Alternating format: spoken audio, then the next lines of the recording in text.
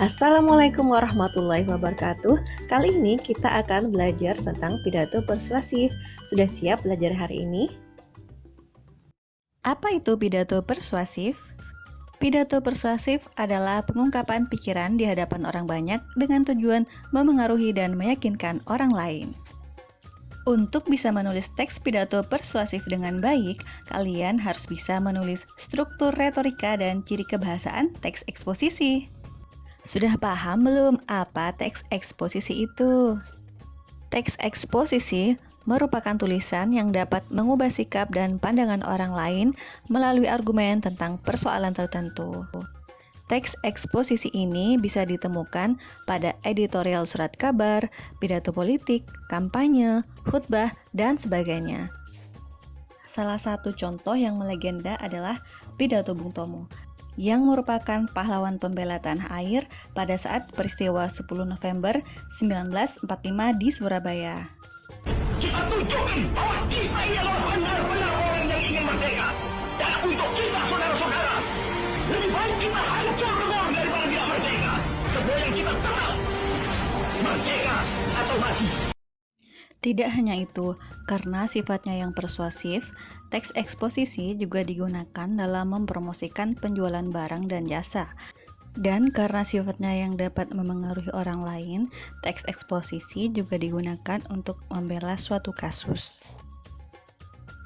Selanjutnya, bagaimana cara menyusun dan menyajikan pidato persuasif? Yang pertama, pelajari topik. Kedua, pahami tujuan. Dan ketiga, pahami audiens. Pada poin pertama, kita harus mengetahui topik yang akan disampaikan. Kalian dapat memperbanyak bacaan dari buku, laman internet, atau membaca surat kabar pada kolom editorial, atau juga bisa mendengarkan diskusi di radio, televisi, dan rekaman YouTube tentang topik tersebut. Jangan hanya mengandalkan satu sudut pandang saja ya, kalian harus melihatnya dari berbagai sisi. Pada poin kedua, pastikan kalian mengetahui apa yang ingin dicapai dalam pidato kalian. Apakah kalian ingin orang lain membuang sampah pada tempatnya, mendaur ulang sampah plastik, atau tidak mencemari air? Poin ketiga, kalian harus tahu latar belakang pendengar pidato kalian. Bagi audiens yang belum paham topik, kalian dapat menggunakan bahasa yang sederhana. Bagi audiens yang sudah paham topik, kalian bisa mengungkapkan ide yang lebih inovatif dan menarik. Bagi audiens yang mempunyai ide sama, kalian mudah mengajak mereka melakukan sesuatu. Namun, bagi audiens yang kurang setuju, kalian harus lebih berargumen yang dapat membuat mereka tertarik dengan pendapat kalian. Ada 3 cara memersuasi. Yang pertama, dengan etika, yaitu menilai baik atau buruk terhadap suatu hal sesuai dengan kewajiban moral. Yang kedua, dengan emosi, yaitu menggugah perasaan audiens. Dan yang ketiga adalah dengan logika, yaitu membuat pernyataan yang masuk akal. Seperti pada contoh berikut. Kolom pertama merupakan contoh dari etika yang ditandai dengan pernyataan mencuri hak anak cucu kita. Ini merupakan bentuk pernyataan baik atau buruk terhadap suatu hal. Kolom kedua merupakan contoh emosi yang ditandai dengan pilihan kata jutaan hewan yang kehilangan rumahnya setiap hari akibat pohon yang ditebang. Pilihan katanya menunjukkan perasaan empati terhadap hewan-hewan. Kolom yang ketiga adalah contoh dari logika yang ditandai dengan pilihan kata. Kita dapat memperpanjang cadangan kita dengan daur ulang. Pernyataan ini terkesan sistematis dan berkaitan dengan kalimat sebelumnya dan merupakan rangkaian sebab akibat yang menyangkut topik yang dibahas. Misalnya, sebab cadangan sumber daya alam yang terbatas, maka harus ada daur ulang. Agar kalian lebih paham, yuk kita latihan. Cara memersuasi dengan topik erupsi Gunung Semeru. Menurut kalian, paragraf ini termasuk etika, emosi, atau logika?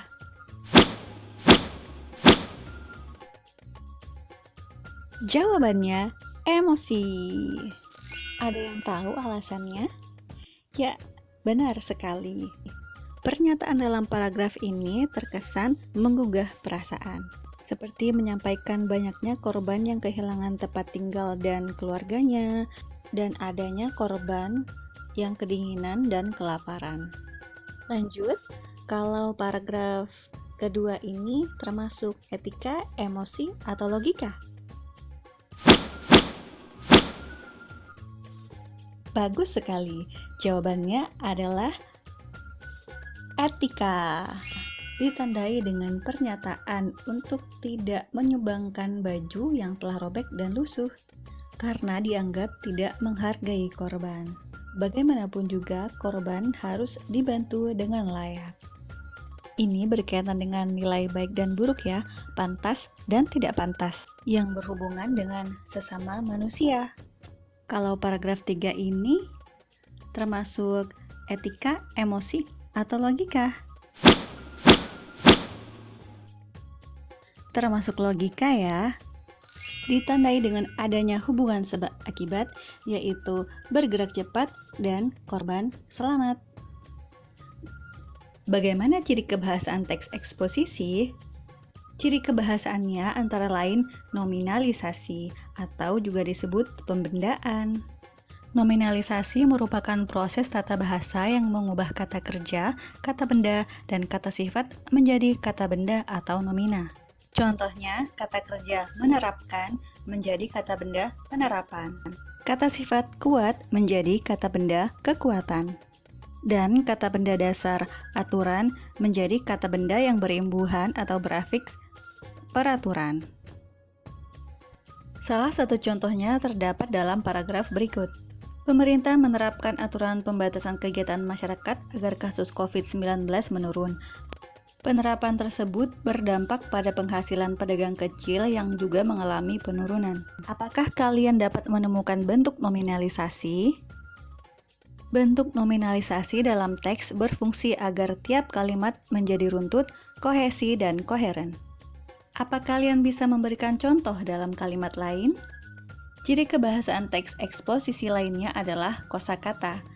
Kosakata yang digunakan dapat berupa istilah teknis dalam bidang tertentu, sinonim antonim, pasangan kata yang berkaitan makna, kata emotif, dan kata tugas yang menghubungkan sebab akibat. Apa kalian bisa menyebutkan ciri lainnya?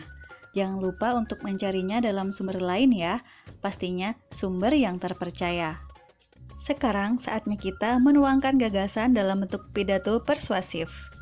Langkah pertama adalah membuat kerangka pikiran utama.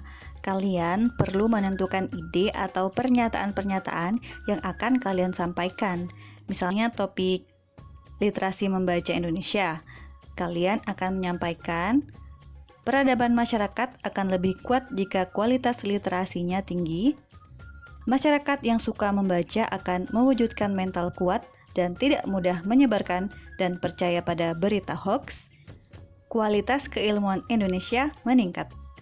Kalian dapat mengembangkan ide lainnya jika durasi pidato cukup panjang.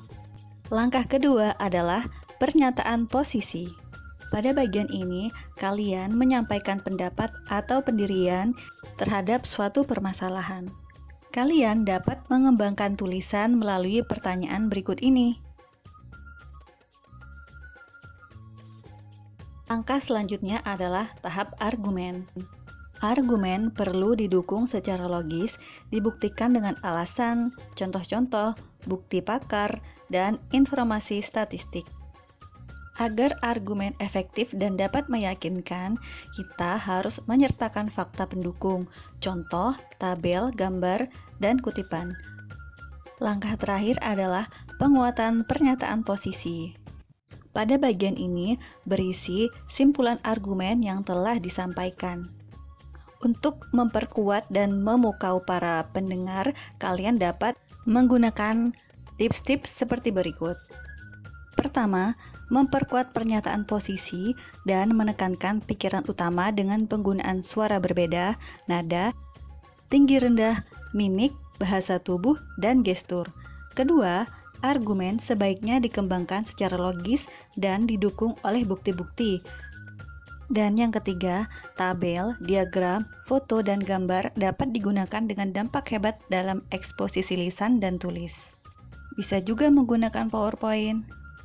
Bagaimana? Sekarang sudah siap ya untuk menyampaikan pidato persuasif? Jangan lupa untuk terus berlatih ya. Sampai di sini dulu materi kita. Dan terima kasih telah belajar bersama. Wassalamualaikum warahmatullahi wabarakatuh.